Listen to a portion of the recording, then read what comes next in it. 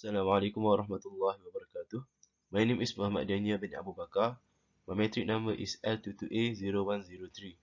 Today I'm going to talk about an article review 10 things you should never do when starting a new job. For the introduction, the title is possible for me is how we avoid bad things when we start a job. The reason I choose this article is because I am a former employee and have gone through the things mentioned in this article. For the body content, the main idea of the text is mistake when start a new job. The target is for undergraduate and intern students.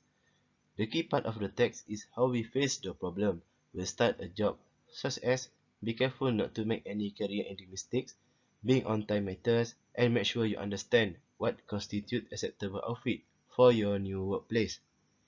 The key part of the text interrelated is 10 things we should avoid before starting a new job that have been discussed in the article to improve the working experience from the writer's point of view. How do the key parts of the text relate to the thesis statement?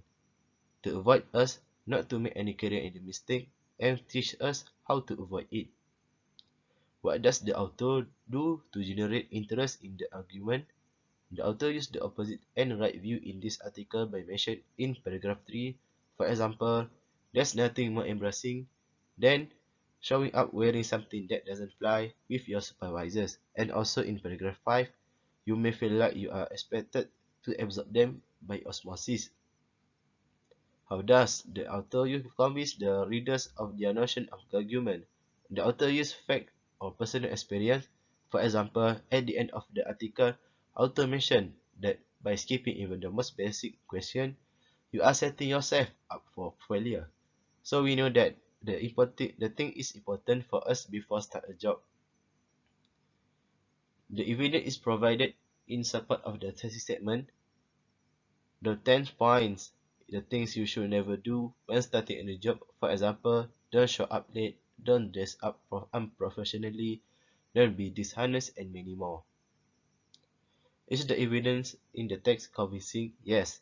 The evidence in the text is convincing because author provided facts to argue with points. Has the author anticipated opposing views and counter them? Yes.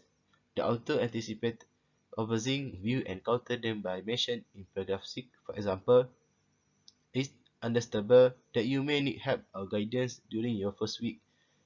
Is the author reasoning sound? Yes, the author uses his own methods by explaining it why we can't do that thing and use the most effective way to face the problem.